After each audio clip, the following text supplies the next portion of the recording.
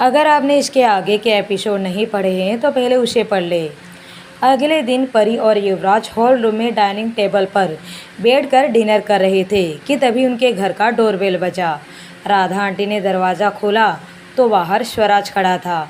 स्वराज घर के अंदर आया। युवराज ने स्वराज को देखते हुए पूछा, तुम यहाँ? स्वराज ने कहा, हाँ, मैं कुछ दिनों के लिए यहीं रहूँगा। उसकी बातें सुनकर परी ने उसे घूरकर देखा। युवराज से शिकायत करते हुए कहा, ये अब हमारे साथ यहीं रहेगा। युवराज ने कहा, चिंता मत करो, ये ज़्यादा दिन नहीं रहेगा। फिर युवराज ने स्वराज को डिनर के लिए पूछा। स्वराज ने मना करते हुए कहा, डिनर तो मैं करके ही आया हूँ, आप बताएंगे कि मेरा कमरा कौन सा है, मुझे आराम करना है। युवराज ने अपने सर्वेंट को इशारा किया तो उसके सर्वेंट ने स्वराज का सामान उठा लिया और उसे एक कमरे में ले गया। परी का मुंह बन गया, पता नहीं अब ये कितने दिन यहाँ रहेगा। डिनर के बाद परी अपने कमरे में पढ़ाई कर रही थी और युवराज अपने लैपटॉप पर कुछ काम कर रहा था। काफ़ी देर तक पढ़ाई करने के बाद परी ने अंगड़ाई ली और युवराज को देखा, जो कि पूरी तरह अपने काम में डूबा हुआ था। वो उठकर उसके पास गई और पूछी, युवराज, तुम्हारे हिसाब से हमें कितने बच्चे पैदा करना चाहिए, 4 या 5?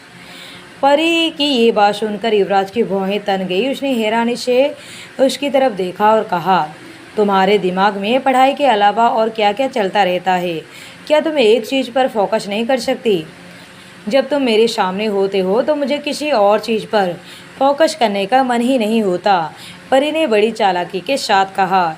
युवराज ने अपना लैपटॉप बंद किया और उसके कमर पर हाथ डालते हुए कहा, मुझे बच्चे पसंद नहीं। परी उसकी बात सुनकर हैरान थी। उसने अपनी आंखें छोटी करते हुए कहा, क्या? लेकिन क्यों? क्योंकि वो बहुत शोर करते हैं, युवराज ने कहा। परी ने पहले युवराज की बात को हैरानी से सुना, फिर उसने आगे कहा, लेकिन मुझे पसंद है। अगर तुम्हें पसंद है तो ठीक है, हम एक बच्चा रखेंगे। युवराज ने कहा तो परी का मुँह बन गया, सिर्फ एक? युवराज ने फिर बिना किसी एक्सप्रेशन के जवाब दिया, हाँ, उससे ज़्यादा नहीं। यहाँ स्वराज उन दोनों की बातें दरवाजे से कान लगाकर सुन रहा था। उन दोनों की बातें सुनने के बाद उसने धीरे से कहा, शैतान का बच्चा महाशैतान होगा, ऊपर से उसकी माँ आफत की पुड़िया। आई होप कि उनका कोई बच्चा ही ना हो। युवराज ने धीरे से दरवाजे की तरफ अपनी नज़र घुमाई और परी से कहा, चलो सोते हैं। जैसे ही युवराज उठा, स्वराज दबे पाँव वहाँ से भाग गया। 1 महीना कब बीत गया पता ही नहीं चला। परी और स्वराज दोनों का प्रीलिम्स हो गया था। कुछ दिनों के बाद रिजल्ट भी आ गया, उसमें वो दोनों ही पास हो गए। अब उन दोनों का मेन एग्ज़ाम बाकी था। वो दोनों उसी की तैयारी के लिए दिन रात एक कर रहे थे। एक दिन सुबह गार्डन में परी और युवराज बैठे थे। युवराज के हाथ में एक कॉफ़ी का कप था और आगे लैपटॉप। परी ने अपने हाथ में बुक पकड़ी हुई थी। स्वराज ने अपने रूम के बाहर टेरेस से उन दोनों को देख लिया। फिर उसने बिना देरी किए वो भी उनके पास आ गया। है, मेरे लिए एक चाय लेकर आओ, स्वराज पास खड़े नौकर को कहा और इसके बाद जाकर परी के पास बैठ गया। परी अपनी तिरछी नज़रों से उसे देखा और कहा, तुम कब अपने घर जाओगे? उसने पूछा तो उसकी ये बातें सुनकर स्वराज को गुस्सा आ गया। वो परी को कहना चाहता था कि युवराज के साथ उसकी शादी अभी तक हुई नहीं है और उसके पति से पहले युवराज उसका भाई है, लेकिन युवराज के वहाँ होने के कारण उसने ऐसा कुछ नहीं कहा। लेकिन वो चुप रहने वालों में से भी नहीं था। उसने अपना दांत चबाते हुए परी से कहा, तुम कुछ ज़्यादा नहीं बोल रही हो? बाहर की आई हुई हो और मुझे बता रही हो कि मुझे कहाँ रहना चाहिए, कहाँ नहीं। स्वराज की बात सुनकर परी का सर फटने लगा। उसने अपना पैर युवराज के पैर पर मारते हुए युवराज को देखते हुए कहा, क्या मैं बाहर की हूँ? युवराज ने एक नज़र स्वराज को देखा, फिर उसने परी को देखकर कहा, नहीं। उसकी बात सुनकर परी खुश हो गई। वो जल्दी से खड़ी हुई और जाकर युवराज की गोद में बैठ गई। पहले उसने युवराज के गाल पर किस किया और फिर उसकी होठों की तरफ बढ़ गई। युवराज, किस मी। स्वराज उसकी ऐसी हरकतों को देखकर पागल हो रहा था। उसकी आंखें बड़ी हो गई। उसे ऐसा लग रहा था जैसे गुस्से की वजह से उसका सिर फट जाएगा। तुम बेशर्म लड़की, क्या तुम्हें शर्म नाम की कोई चीज़ नहीं तुम में? स्वराज ने चिल्लाकर कहा। बेशर्म तुम हो जो यहाँ बैठकर हमें देखे जा रहे हो, परी ने कहा। उसके बाद उसने फिर से युवराज को देखकर कहा, चलो युवराज, किस करते हैं। युवराज ने उसकी तरफ देखा। वो अच्छे से उसकी चाल को समझता था।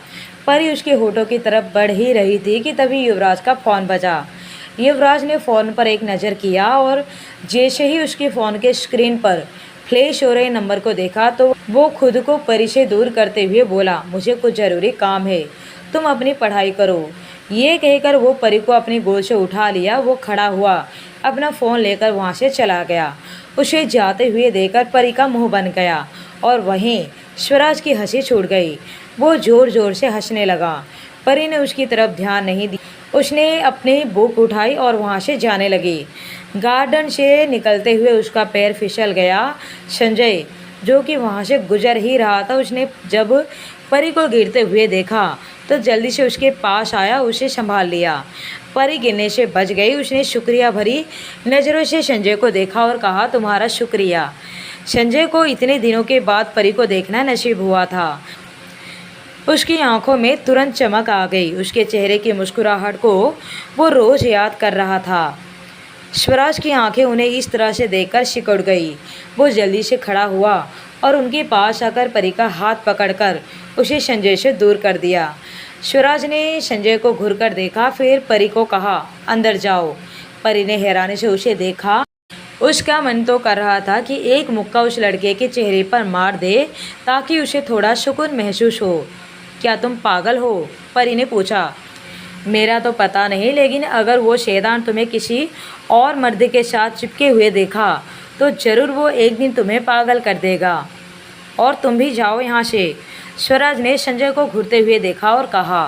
संजय की मुट्ठी आपस में बंद हो गई, लेकिन वो कुछ नहीं कह पाया। इसको तो मैं देख लूँगा, संजय ने मन ही मन कहा। फिर वो वहाँ से निकल गया। परी ने भी अपनी बुक उठाई और वो भी स्वराज को पागल कहकर अपने कमरे की तरफ भाग गई। 2 घंटे के बाद परी का फ़ोन बजा। उसने जब स्क्रीन पर युवराज का नाम देखा तो उसने तुरंत फ़ोन को उठा लिया। मुझे तुमसे कोई बात नहीं करनी, परी ने चिढ़कर कहा। मेरी बात सुनो, मैं कुछ महीनों के लिए बाहर जा रहा हूँ। जैसे ही परी ने ये शब्द सुने उसके मुंह से अचानक से निकला, क्या? लेकिन क्यों? बहुत ज़रूरी काम है, युवराज ने कहा तो परी जिद करने लगी। नहीं, तुम नहीं जा सकते। जाना तो होगा ही, लेकिन जल्द आने की कोशिश करूँगा, युवराज ने परी को समझाते हुए कहा। ठीक है, लेकिन वादा करो कि तुम रोज़ मुझे फ़ोन करोगे।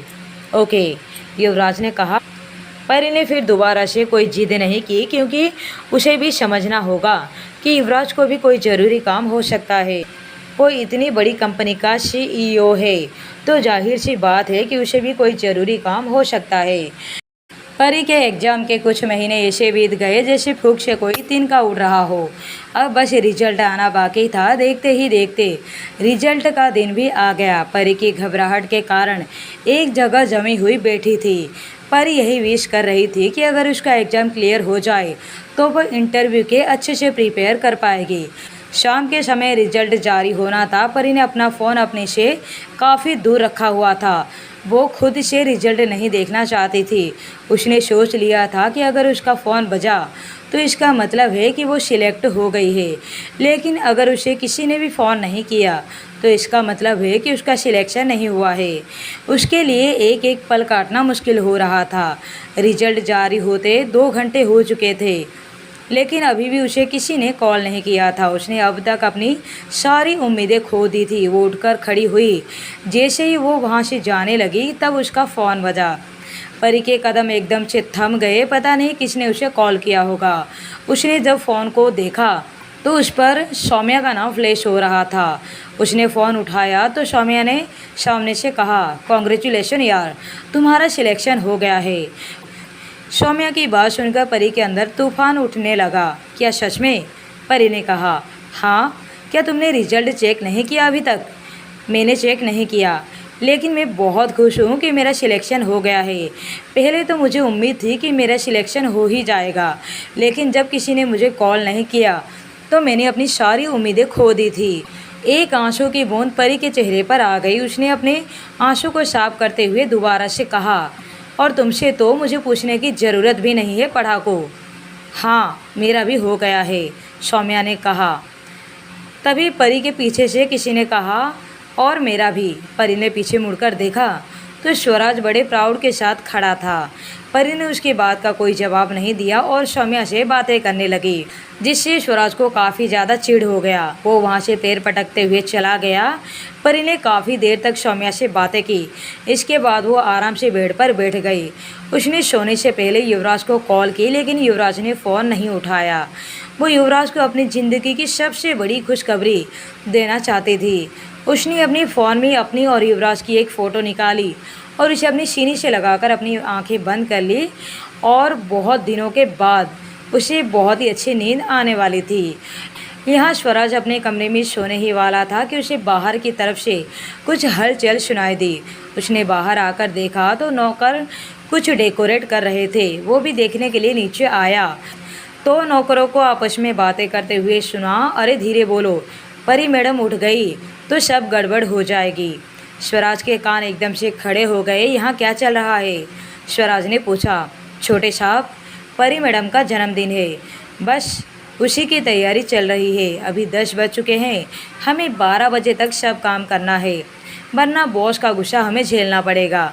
लेकिन तभी स्वराज को कुछ याद आया। ये तो वही दिन है जब उसका बड़ा भाई गायब हुआ था और आज तक नहीं मिला। ये ख्याल आते ही उसकी मुट्ठी आपस में कसकर बंद हो गई। युवराज राठौड़, तुम मेरे भाई के मरने के दिन अपनी गर्लफ्रेंड का बर्थडे सेलिब्रेट कर रहे हो। उसने ज़ोर से अपने पैर पटक दिया और ऊपर अपने कमरे में चला गया। अपने कमरे में जाकर ज़ोर से दीवार पर अपना मुक्का मारते हुए कहा, ये दिन जिस तरह से मैंने याद रखा है तुम भी याद रखोगे। जिस तरह से तुमने मेरी सबसे प्यारी चीज़ मुझसे छीन ली, उस तरह से मैं तुम्हारी गर्लफ्रेंड तुमसे छीन लूँगा। रात के काले अंधेरे में एक काली कार युवराज के विला के बाहर आकर रुकी। युवराज सूट वूट पहने कार से बाहर निकला। उसके चेहरे पर हमेशा की तरह आज भी कोई एक्सप्रेशन नहीं थे और हमेशा की ही तरह वो आज भी बहुत ही ज़्यादा खतरनाक लग रहा था। वो सीधा चलकर परी के रूम में आया। उसने परी को सोते हुए देखा तो उसके चेहरे के एक्सप्रेशन थोड़ा नॉर्मल हो गया। उसका मन बिल्कुल भी नहीं हो रहा था कि उसे जगाने का। उसने प्यार से उसके बालों पर हाथ फेरा। उसके बाद वो शावर लेने के लिए बाथरूम की ओर बढ़ गया। नहाने के बाद उसने सभी नौकरों को अपने कमरे में जाने का ऑर्डर दे दिया, क्योंकि वो परी को नींद से नहीं जगाना चाहता था। युवराज काफ़ी देर तक परी के चेहरे को देखता रहा और फिर परी का फ़ोन ले लिया, जो परी ने अपने सीने से लगाई हुई थी। युवराज ने देखा तो उसमें उसकी और परी की फ़ोटो थी। युवराज को याद आया, ये फ़ोटो उस वक्त की थी जब उसने अपनी दादी से कहा था कि परी उसकी गर्लफ्रेंड है। उसने गहरी सांस ली और उसके फ़ोन को साइड में रख और उसे खुद की बाहों में खींच लिया। सुबह जब परी की नींद खुली, उसने आसपास देखा। जब उसे युवराज नहीं दिखा तो वो फिर उदास हो गई, क्योंकि उसे एहसास हुआ था कि जैसे रात को युवराज उसके पास ही था। परी ने एक गहरी सांस ली और बाथरूम में चली गई। जब वो नीचे आई तो सब जगह अंधेरा ही अंधेरा था, एक भी विंडो खुला नहीं था। परी ये देखकर उसकी आंखें सिकुड़ गई। उसने हैरानी से सब जगह देखा तो उसे अंधेरे के अलावा और कुछ दिखाई नहीं दिया। एक मिनट के लिए वो भी डर गई। वो वहाँ से भागना ही चाहती थी, लेकिन उसी वक्त एक लाइट जल उठी। अचानक से परी के मुंह पर लाइट पड़ने से उसने अपनी आंखें बंद कर ली। तभी उसके कानों में आवाज़ सुनाई दी, हैप्पी बर्थडे टू यू। परी ने जल्दी से अपनी आंखें खोली तो उसके सामने बहुत सारे लोग खड़े हुए थे, जिसमें घर के सभी नौकरों के साथ साथ रिया, तनु और सौम्या थे। परी उन सबको देखकर खुश थी, लेकिन शायद उसकी नज़रें अभी भी किसी को तलाश कर रही थी। परी ने जल्दी से सब तरफ अपनी नज़रें घुमाई, लेकिन उसे कहीं भी युवराज नज़र नहीं आया, जिससे वो काफ़ी ज़्यादा उदास हो गई। लेकिन तभी उसे पीछे से किसी ने कहा, परी। उस आवाज़ को सुनकर परी ने पीछे की ओर मुड़ी। युवराज को वहां देखकर परी बिना रुके जाकर उसके गले मिल गई। युवराज ने प्यार से उसके बालों को सहलाया और कहा, हैप्पी बर्थडे। थैंक यू, परी ने कहा। वो युवराज को देखकर काफ़ी ज़्यादा खुश हो गई। उसकी आंखों ने कब से उसे नहीं देखा था। ये सब तुमने किया है? परी ने पूछा। नहीं, रोहित ने, युवराज ने बिना किसी एक्सप्रेशन के कहा। पास खड़े रोहित को खांसी आ गई। उसने मन ही मन सोचा, मैंने किया है ये मैं मानता हूँ, लेकिन बॉस ये परी मैडम को भी तो बताइए कि इस डेकोरेशन को चुनने में आपने पूरा एक दिन लगा दिया था और मेरी पूरी हालत ख़राब कर दी थी। परी ने प्यार से युवराज को देखा। वो किसी चूहिया की तरह उसे चिपकी हुई थी। उसे देखकर ऐसा नहीं लग रहा था कि वो उसे दूर होने के मूड में हो। परी, हम भी आए हैं, ज़रा एक नज़र हमें भी तो देखो। रिया ने उसके पास आते हुए देखा। परी ने मुड़कर उसकी ओर देखा, फिर युवराज को। क्या मैं अब उनके पास जाऊं? उसने पूछा तो युवराज ने अपनी गर्दन हाँ में हिला दिया। स्वराज ये सब कुछ ऊपर खड़ा देख रहा था। उसकी आंखों में तो कुछ अलग ही था। परी ने केक कट किया, एक एक करके सबको खिलाया। गाने बजने शुरू हुए। अब सब इस ग्रैंड पार्टी का मज़ा लेने लगे। लंच होने के बाद सबने पार्टी फिर से शुरू किया। परी इस वक्त रिया, तनु और सौम्या के साथ थी। युवराज अपने स्टडी रूम में बैठा हुआ था, कुछ काम कर रहा था। परी अपने फ्रेंड्स के साथ बाहर घूमने का डिसाइड किया। युवराज ने रोहित को उनके साथ भेजा। इस वक्त परी के साथ उसका बॉडीगार्ड और स्वराज भी था। रोहित की नज़रें कार चलाते हुए रह रहे कर रिया पर जा रही थी। वो बस उसे ही देखे जा रहा था। रिया की नज़रें भी तुरंत जाकर उसे मिल गई, लेकिन उसने फिर अपनी नज़रें हटा ली, जिससे रोहित को बुरा लगा। परी और तनु ने उसकी हरकतों को नोटिस कर लिया था। वहीं परी के बॉडीगार्ड की नज़र तनु पर थी तो सौम्या की नज़र स्वराज पर। एक बड़े से मॉल के आगे उनकी कार जाकर रुकी, क्योंकि परी को कुछ शॉपिंग करनी थी। जब सब कार से उतरकर मॉल की तरफ बढ़ गए तो तब परी ने रोहित को पीछे खींच लिया। अरे मैडम, यह क्या कर रही हो? रोहित ने हैरानी से पूछा। मैं नहीं, तुम बताओ, आखिर तुम क्या कर रहे थे कार में? कार में? रोहित ने कन्फ्यूज होकर पूछा। हाँ, तुम्हें क्या लगा मुझे कुछ पता नहीं चलेगा? तुम किस तरह से रिया को घूर रहे थे? परी की बात सुनकर रोहित का चेहरा उतर गया। उसने किसी छोटे बच्चे की तरह कहा, मैं ही देखता हूँ, वो तो देखती ही नहीं। उसकी ऐसी हालत देखकर परी को हंसी आ गई।